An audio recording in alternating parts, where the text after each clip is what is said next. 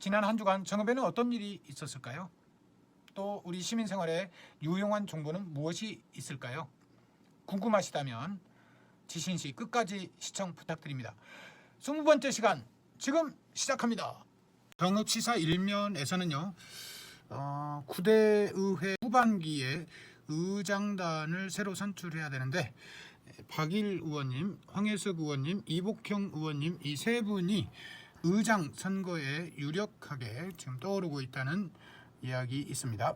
정읍시가 전세 보증금 반환 보증료 지원을 확대한다고 합니다. 전세 보증 가입자가 보증기관에 납부한 보증료로서 전부 또는 일부를 최대 30만 원까지 최대 200세대까지 지원하는 사업이고요.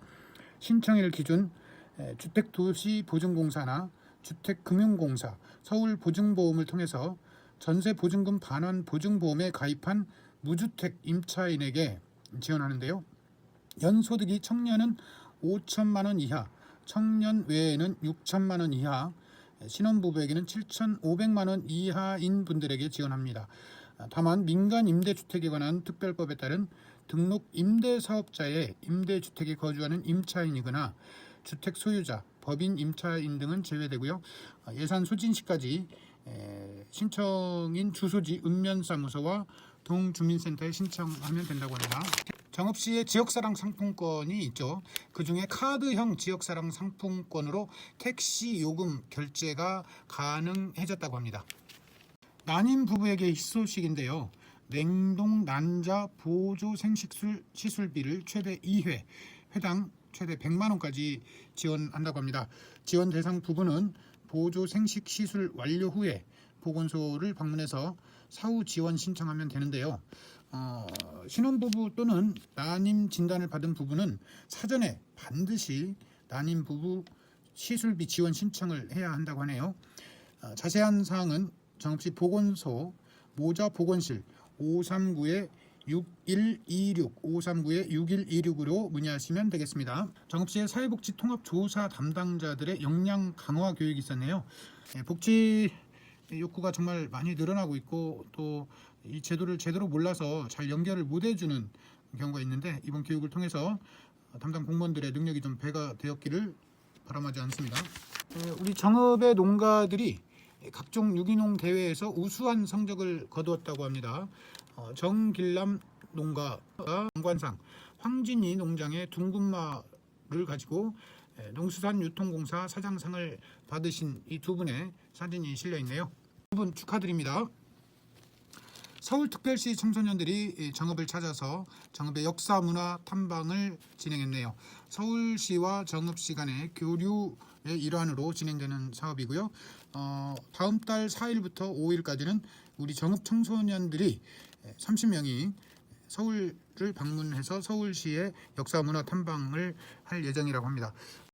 지황은 쌍화차의 원료가 되기도 하는데 정읍 지황 농가들을 위해서 2022년부터 25년까지 총 사업비 30억 원을 투입해서 정읍 지황 농촌 융복합 산업지구 조성 사업을 시에서 진행 중에 있습니다. 이 사업의 일환으로 농가들의 교육이 있었던 것 같습니다.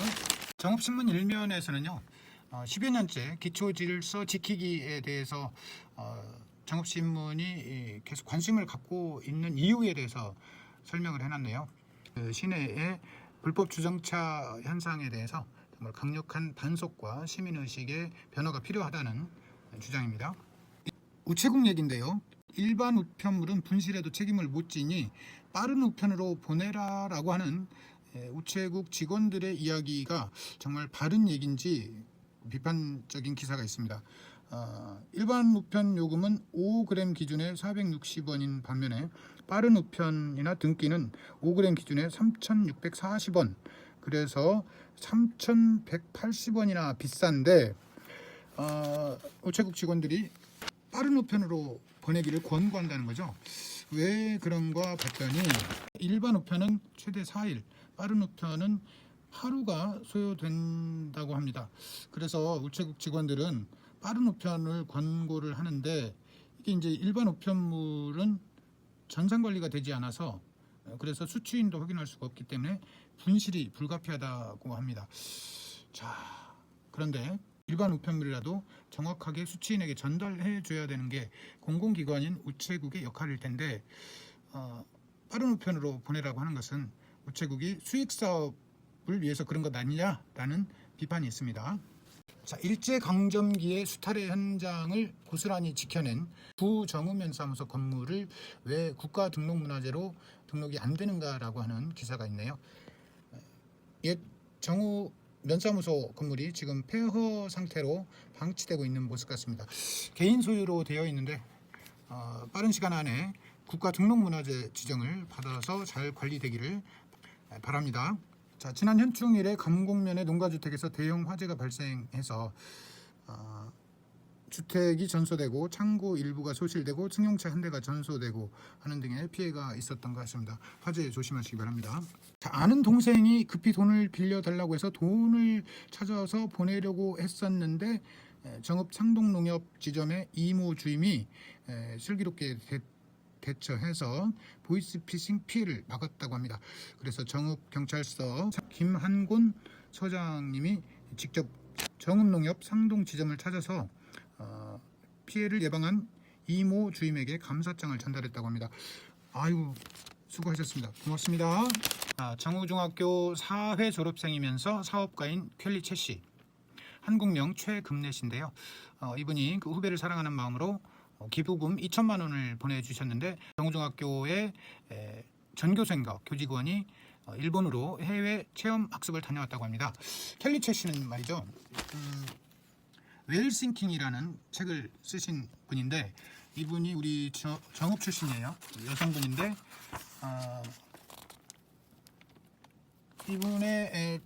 이분의 그 자서전적인 이야기를 담은 웰싱킹이라는 책인데요. 책의 내용 잠깐 살펴보면, 나는 지방의 가난한 농가에서 태어난 흑수저 중에 흑수저였다.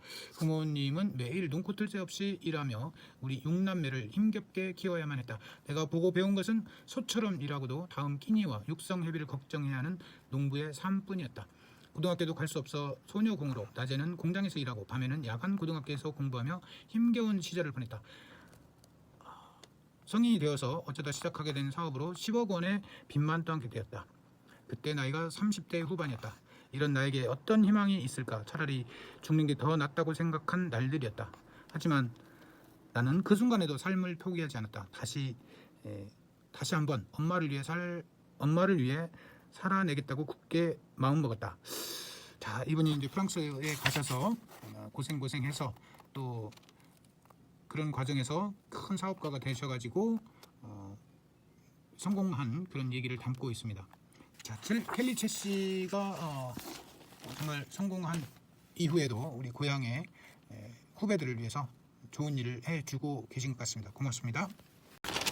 벼 농작물에 대한 재보험을 21일까지 가입하시면 최대 84%까지 지원한다고 합니다.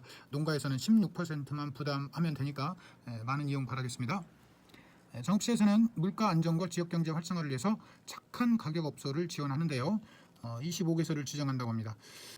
착한 가격업소는 지역의 물가보다 낮은 가격으로 서비스를 제공해서 물가 안정에 기여하고 위생, 청결 등을 종합적으로 고려해서 지정하는데요. 외식업, 이미용업 등 개인 서비스 업종이 되겠습니다.